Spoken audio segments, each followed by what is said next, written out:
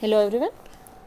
Today we are going to discuss about effect of valid adoption. Valid adoption का क्या क्या consequences है, क्या क्या उसके effects हैं, आफ्टर वैलिड अडॉप्शन क्या क्या लीगल इफेक्ट्स होते हैं. सो हम लोग वैलिड अडॉप्शन लास्ट लेक्चर में पढ़ चुके हैं कि under section 6 of Hindu adoption and maintenance act 1956 section 6 में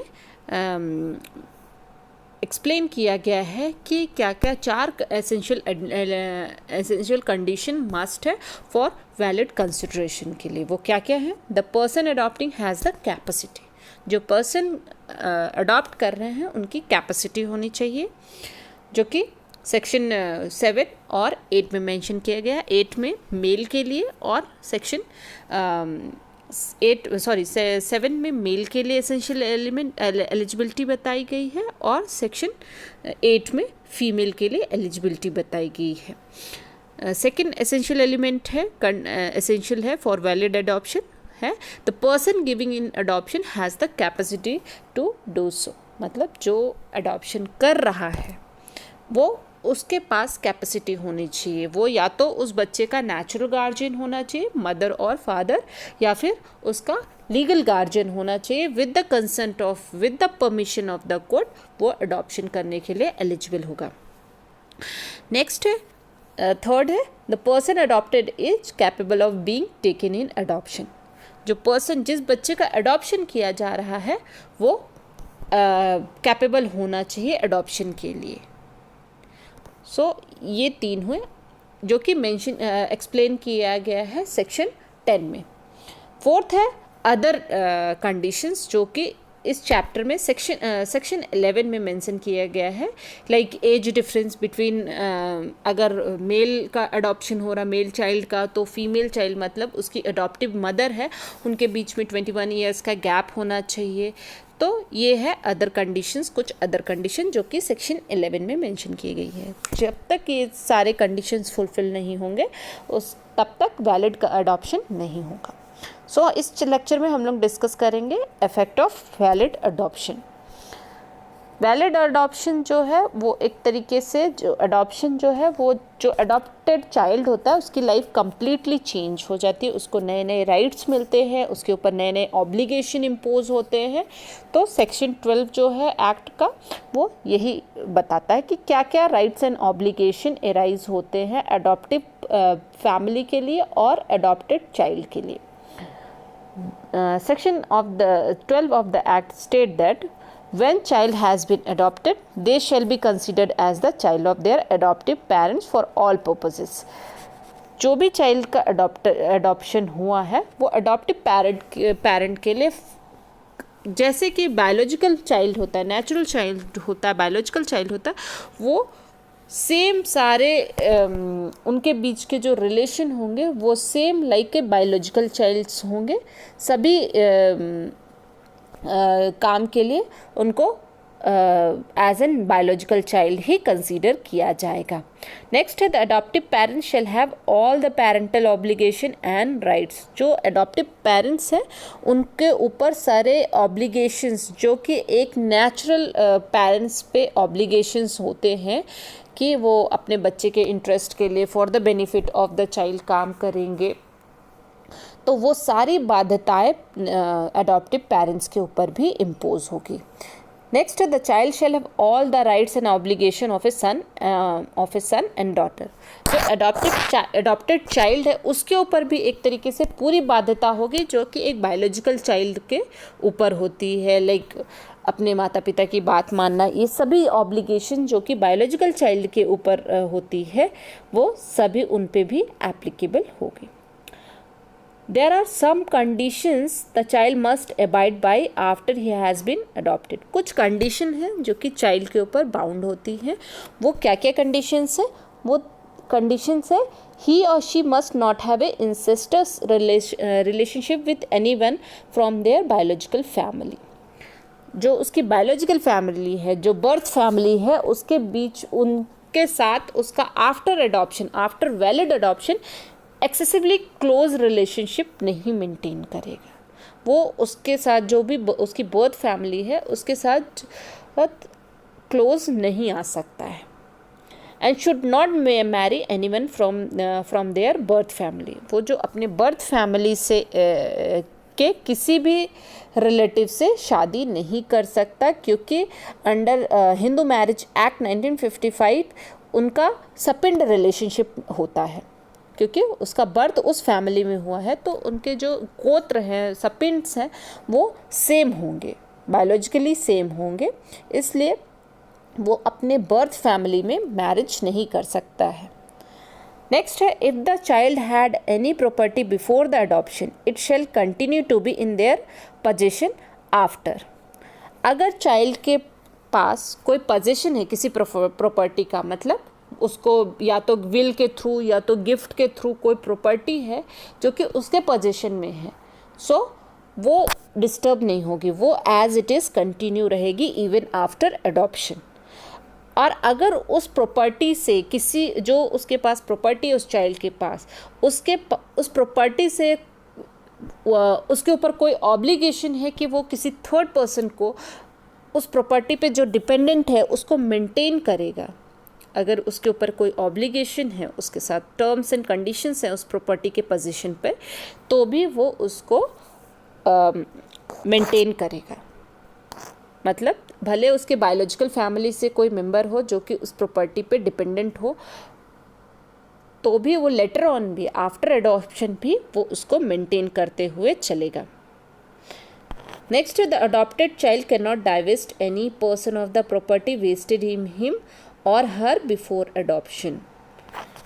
जो अडॉप्टेड चाइल्ड है वो ऑलरेडी अडॉप्टेड फैमिली के किसी भी पर्सन का जो ऑलरेडी वेस्टेड है, प्रॉपर्टी राइट्स वेस्टेड है उनके पास, उसको किसी भी तरीके से डिप्राइव्ड नहीं कर सकेगा आफ्टर अडॉप्शन। बिफोर अडॉप्शन अगर किसी के पास किसी भी तरीके की प्रॉपर्टी राइट्स है उनके बीच में, वो जाके आफ्टर अडॉप्शन उनको डिप्राइव्ड नहीं कर सकता है उस प्रॉपर्टी से, वो एज इट इज़ मेंटेन रहेगा। अडॉप्टेड चाइल्ड को जो मिलना चाहिए लीगली एज एन सन या डॉटर, जो कि उस पाने का हकदार होगा, उतना ही वो कर सकता है। जो ऑलरेडी वेस्टेड राइट्स है उनके साथ कोई भी छेड़खानी नहीं की जाएगी। जिस डेट, मतलब फॉर एग्जांपल जिस दिन उनका अडॉप्शन हुआ वहीं से जितने राइट्स अराइज होंगे वही उनको मिलेंगे। ऑलरेडी जो वेस्टेड राइट्स है, प्रॉपर्टी वेस्टेड राइट्स है, वो उसमें जाके उनको डिप्राइव नहीं कर सकता है। इन श्री चंद्रनाथ साधु and other versus the state of Bengal, the High Court of Calcutta stated that a wide adoption will not create any right in the adoptive family for anyone। जो वाइड अडॉप्शन होगा, wide adoption क्या होगा, जो कि हमारे 4 essential elements हैं under section 6 of the act, उसके अगर एसेंशियल एलिमेंट्स को फॉलो अप नहीं किया गया तो वो अडॉप्शन वाइड हो जाएगा अडॉप्शन। अगर वाइड अडॉप्शन है तो किसी भी तरीके से अडॉप्टिव फैमिली या तो और चाइल्ड के लिए, अडॉप्टेड चाइल्ड के लिए किसी भी तरीके का एग्जिस्टिंग राइट्स नहीं रहेंगे, किसी भी तरीके का ऑब्लिगेशन और एग्जिस्टिंग राइट्स नहीं रहेंगे। नेक्स्ट है right of adoptive parents to dispose of their property, section 13 of the act. Section 13 बोलता है कि if adoptive parents wish to dispose of their property by transfer और बाय गिफ्ट और by will, अगर adoptive parents अगर अपनी इच्छा, अपनी विश से अपनी जो प्रॉपर्टी है उसको ट्रांसफ़र करना चाहते हैं आइदर बाय गिफ्ट और बाय विल, वो ऐसा करने के लिए फ्री हैं, उन पे किसी भी तरीके का अडॉप्शन जो है उनको नहीं रोक पाएगा, unless there is existing agreement that state the contrary. अगर अडॉप्शन एग्रीमेंट में ये लिखा गया है कि जो अडॉप्टिव पेरेंट्स हैं वो अपनी प्रॉपर्टी ट्रांसफ़र नहीं कर सकते हैं, देन वो नहीं कर सकते, अपनी प्रॉपर्टी डिस्पोज नहीं कर सकते, ट्रांसफ़र नहीं कर सकते। बट अगर नहीं लिखा गया है तो अंडर सेक्शन 13 वो फ्री हैं, अपनी प्रॉपर्टी किसी भी थर्ड पर्सन को भी ट्रांसफ़र बाय विल और गिफ्ट कर सकते हैं। नेक्स्ट है who will be the adoptive mother in case of adoption by a male. अगर कोई मेल अडॉप्शन कर रहा है अडॉप्शन मेल की एलिजिबिलिटी हमारे सेक्शन 7 में दी गई है। अगर कोई मेल अडॉप्शन कर रहा है चाइल्ड का, तो उस सिचुएशन में कौन कंसीडर किया जाएगा? उसकी मदर। अडॉप्टेड चाइल्ड की मदर कौन कंसीडर किया जाएगा? अंडर सेक्शन 14 में मेंशन किया गया है कि who will be the adoptive mother in case of adoption by a male. Section 14 state that the wife shall be deemed to be the mother of the adopted child. अगर कोई male adoption कर रहा तो उसकी wife जो है वो deemed मानी जाएगी कि वो उस चाइल्ड की, अडॉप्टेड चाइल्ड की मदर है। नेक्स्ट है, if a male who adopted the child has multiple wifes. अगर जिस मेल ने अडॉप्शन किया है उसकी मल्टीपल वाइफ्स हैं, एक से ज़्यादा वाइफ्स हैं, तो जो भी सीनियर मोस्ट वाइफ होगी उस मेल की, वो उसकी अडॉप्टेड मदर कहलाएगी, अडॉप्टेड चाइल्ड की मदर कहलाएगी, while other are deemed as a step mothers of for the child. जो भी सीनियर मोस्ट फीमेल होगी, उसकी वाइफ होगी, वो उसकी मदर कहलाएगी अडॉप्टेड चाइल्ड की, और जो उसके अलावा, जो भी सीनियर मोस्ट के अलावा जितनी वाइफ्स हैं, वो उसकी स्टेप मदर्स कंसिडर कहलाएंगी। If a child has been adopted by a widower और बैचलर। अगर कोई मेल है जिसकी शादी नहीं हुई है, या फिर विडोवर है जिसकी वाइफ एक्सपायर हो गई हैं, वो अगर किसी को अडॉप्शन करता है मेल, तो जब वो रीमैरिज करेगा तो वो उसकी स्टेप मदर कंसीडर की जाएगी। That lady will consider for him और her as a step mother of the child. Same ऐसे ही है कि अगर कोई विडो या बैचलरेट फीमेल जो है, अगर एज ए बैचलरेट या विडो किसी चाइल्ड को सिंगल हैंडेडली अडॉप्ट करती है, तो वो उसकी मदर कंसीडर की जाएगी, और फ्यूचर में जब भी वो किसी से रीमैरिज करेगी या मैरिज करेगी, तो वो उसका स्टेप फादर, उसके लिए, उस चाइल्ड के लिए स्टेप फादर कंसीडर किया जाएगा। ये हुआ कि who will be the mother for who will be the mother if the male adopted a child. Next है guardianship, inheritance and maintenance. The adoptive parents are the natural guardians of their adopted minor child. जो भी minor child है उसके जो भी adoptive parents होंगे वही उसके नेचुरल गार्जियंस कहलाएंगे अडॉप्शन, वैलिड अडॉप्शन के बाद से। First the mother and then first the father then the mother. Guardianship and wards act में भी कहा गया है कि पहले फादर नेचुरल गार्जियन कंसीडर किए जाते, then mother. But if the adopted child is less than 5 years, अगर अडॉप्टेड चाइल्ड की एज जो है वो 5 years से कम है, then adoptive mother will have a preferential claim to the custody of the child. Then adoptive mother को as a natural guardian first preferential दिया जाता है इन कंपैरिजन टू फादर।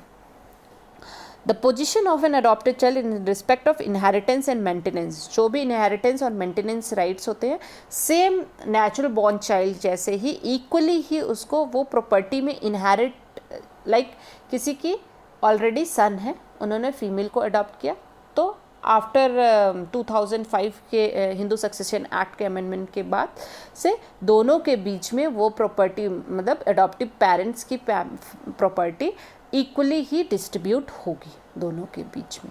वहाँ पर किसी भी तरीके का पार्शियलिटी नहीं किया जाएगा between adopted child and natural born child.